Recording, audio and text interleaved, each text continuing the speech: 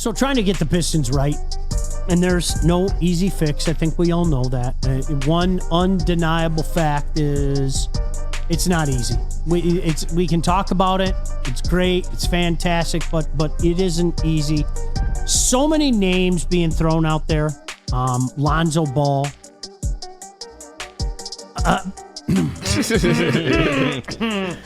He finished. He's just wrapped in gauze his whole life. I just Mummy. Career 12, 6, and 6. The kid can play. Yeah. But he can't stay healthy. You can't. Sorry, it just doesn't work if you can't stay healthy. It's been 2 years since he's been out. 2 years, yeah. Yeah. His brother can't stay healthy either. Yeah, LaMelo, yeah. That's too bad. It is. Yeah. Melo's a hooper, though. I don't miss that whole craze though. I'm not gonna lie with Dad and all that. I'll miss that. You good on LeVar, huh? Yeah, I would say LeVar. He did what he said. I was about to say he did what he said he would do. He's a brilliant businessman. Yeah, no, definitely. Give him flowers for that. When are more we getting the flack than what Lamar he should Jordan one-on-one, though? That's what I want to know. Because I never got tired of that I conversation. would have loved that. I'm with you. Shutout? You think he would have shut him out? Oh, and you know how competitive. Oh, Jordan would have embarrassed him. Michael would have no mercy whatsoever. None. No mercy whatsoever. Oh my goodness. You got a name though. I do have a name. We've been teasing it. I'm now again. This is Piston royalty here. Okay, if you guys don't know that, this is Appreciate Piston you. royalty. So I'm intrigued. Well, so there's a few things here on the books that people are talking about. One is a Zach LaVine or Alonzo Ball trade. The Zach LaVine trade is stalling right now. They want to give up 1 first-rounder. People want 2. And he is a massive contract for not just the next year, but for the next 3. I don't mind either one of those moves as kind of a last-ditch effort for the Pistons to get some draft capital. There is something interesting that actually just came up before the show. And what we've seen is a whole lot of time being spent between a Mr. Brandon Ingram and Cade Cunningham. They've been seen shooting around together the last few days. That is a trade that I would 100% be on board here. You get a little shot here pulled off of Twitter of them shooting around. They've been spending some time together, and the rumor is that Ingram is to be had. So if the Pistons can come up with something, this is the piece. This is the missing piece for the Pistons. That allows to move Tobias to the 3 and really allows us to not have to force somebody into our starting lineup that shouldn't be there, a la Tim Hardaway. Now, the name that I want to drop today, I know that Kool-Aid's dropped this because I hit him on I think it was Friday last week, and I was like, hey, what do you think about this? He's like, I've actually been on that. It might have seemed like a long shot at the beginning of free agency, but this is a guy that was linked to the Lakers, but we've seen a lot of people linked to the Lakers not want to go there. That is an impending implosion, as we talked about on Wednesday. The guy that I think the Pistons could maybe have a shot at as we get later into the free agency process, that I think could not only fit in perfectly with this team as a leader and as just a player in that starting lineup, that actually would super fit into the city of Detroit, is Mr. DeMar DeRozan. What do you think about that, Sean? With Tobias and Cade, Yep. that would be like my first concern. Is he going to bring Kendrick with him? I think that would be the second, right? Is it? Well, we could go off for 10 minutes. Talking on about that, we gonna right? bring Kendrick. That was a nice drop right there. Thank you. That was I caught what you were saying. We could talk about. Yeah, Sasser is the point guard starting. You're going to throw him in there because you've got 2 other ball handling 2 and 3 in Cade and DeMar that can switch up your defensive assignments as well as handle the point guard duties. This is a guy that has a championship, that understands the NBA, that might be in a part of his career where he wouldn't mind mentoring somebody like Cade. This would be a hell of a dynamic duo. This is a hard dude. This is a guy that would fit in and be embraced by Detroiters and Michiganders as a whole. What he would do defensively and offensively to this team, call me crazy. I cook up hot red, white, and blue cornbread on the daily. But this is a guy that if you could put him into this lineup, or Brandon Ingram, if you could trade him for maybe an Ivy or maybe an Osser and a pick. Either one of these two guys could take this team from us wondering whether they can win 28.5 games to maybe even being a 36-win team that could sniff a play-in game.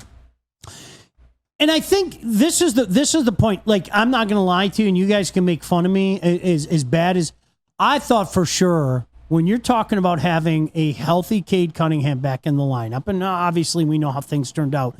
I thought for sure that over-under last year was a given, and maybe that's why I don't gamble, because it's like, what was your improving point?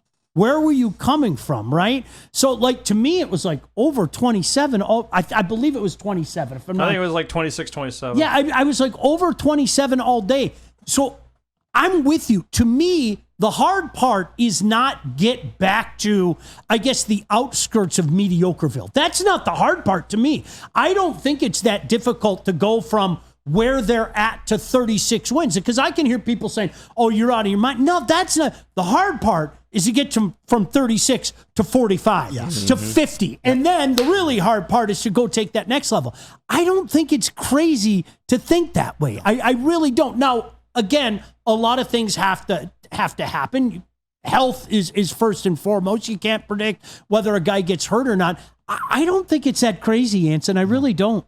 KG, I want to hear from you on this one. Yeah. Because everybody's talking about players and about what this guy can do to affect this team. I think the biggest change that will bring improvement to the Pistons this coming season is a coach that wants to be here. Big facts. And a coach that is going to embrace and has already shown that he can, and that is the development of young players. No, most definitely. And JB Bickerstaff is somebody that specializes in that department. He's shown that if you can field him the proper team, he can turn them into a winning product. So I don't think it's crazy, Sean. I mean, I think with the pieces that they've already required, that's a 10-win jump minimum. Like, we can't go back. We shouldn't be in the teens ever again at this point. 100. So I feel like at least 25 wins, but I don't want to place expectations on this team, but there's just so many different routes that you can take, and I don't mind the DeMar DeRozan choice that you made. I don't think he's the perfect fit, but he's definitely somebody that can come in here and help.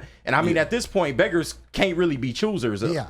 So, but the only thing I will argue on is Marcus Sasser. You want Marcus Sasser to be in the starting role? I think it's in him. I want to see him forced into that next jump. I didn't think that he got enough playing time last year. Now, let me ask you, Joel, who would you rather have? Would you rather trade for Ingram, or would you rather sign DeRozan? Because I was just going to say, the way I look at those two signings, I look at both of them as like, if you're more so focused on just trying to get to the play-in or playoffs right now, and not really more so focused on building like a set team, a nice base or foundation for the future years. So like, you sign or trade those two players, or sign DeRozan or trade for Brandon Ingram. If you like, we want to make the playoffs this year.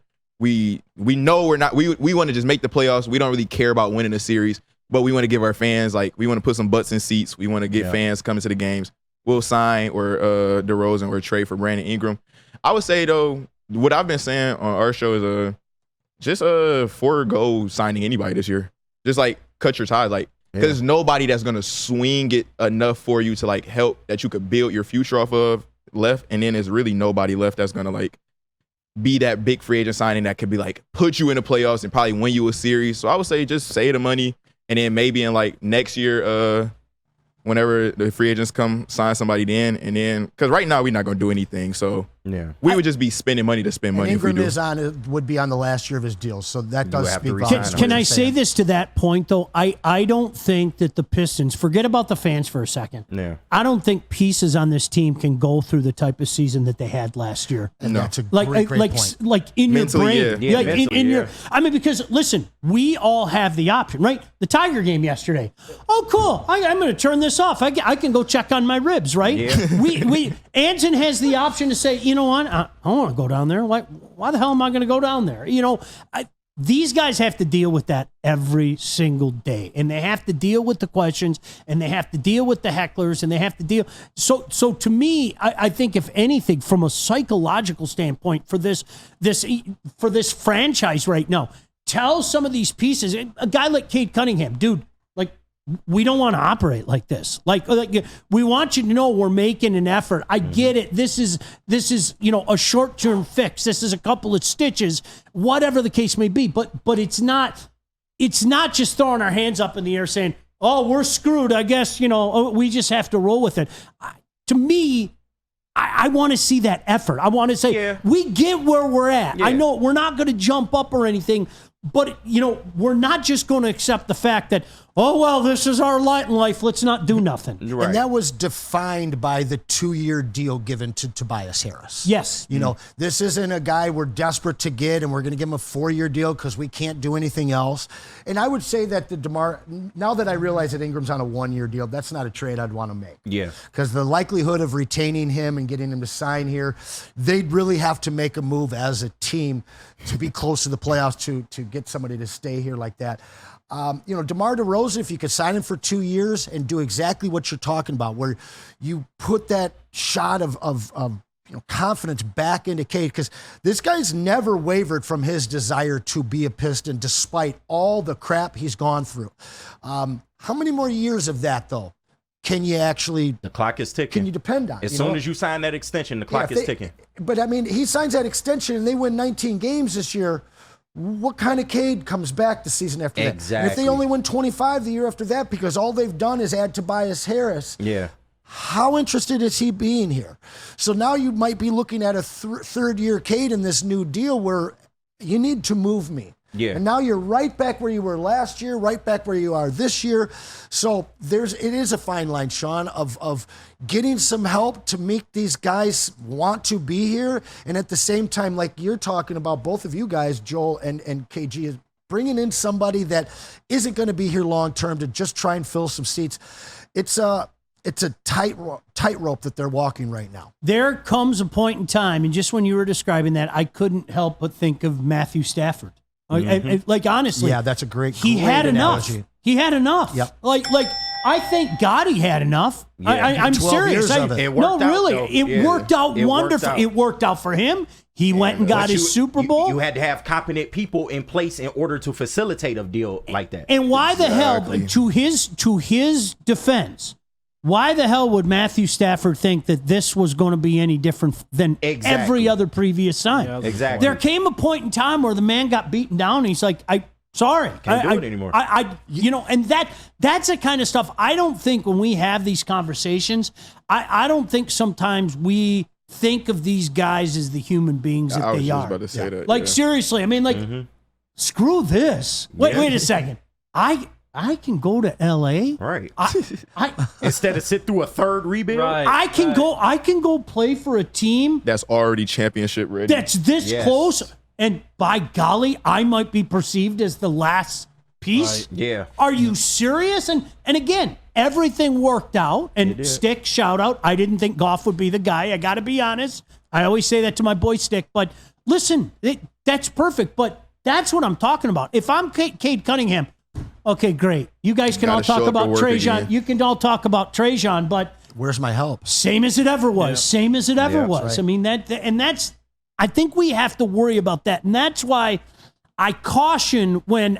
Look, in a perfect world, it's great to say, let's just tank, right? Let's just tank for the fifth pick. Right, exactly. That's the point. Tank for what? Oh, wow, the lottery. But hey, we're at 5 again. Right. That'll change the fortune of our franchise. So I think for optics, to the guys in your room more than anything, you have to say, okay, we're bad. We get it. But we're going to swing. We're going to keep making an effort. And, whether it be DeRozan, and we'll figure out how to keep everything, and these guys can coexist with Cade and Tobias and DeRozan. We'll figure out that out down the line. Adding this guy, does that help our franchise? Does that improve the quality of this basketball team? If the answer is yes, go for it. Yeah, absolutely. And they are at a spot where they have, as much as you have to build responsibly, and I got to say, this is a desperate team that has made mostly smart moves this offseason so far with some new people in charge. But you absolutely, and it's not just for Cade, because this team you've got to be able to get people wanting to be here, as well as fans wanting to go down to see them. So Tobias Harris isn't going to do that. Tobias Harris is going to give us a little bit of respectability, maybe a couple of extra wins. It will help Cade, but another guy, just one more guy, not an Alec Burks type of guy or anything like that. It's got to be one more guy that that none of us are arguing whether he's starting or not, because that's what we've got. I mean, is Duren a starter? Is Isaiah Stewart a starter? Is Sasser a starter? Is Jaden Ivey a starter? Is Osser a starter? Is Holland a starter? I mean, how long is the list of guys that we don't know who's going to be starting or not? I can't even debate my buddy anymore because it's just such a grievous waste of time. Holland or Osser, Sasser or Ivey. I mean, what are we doing here?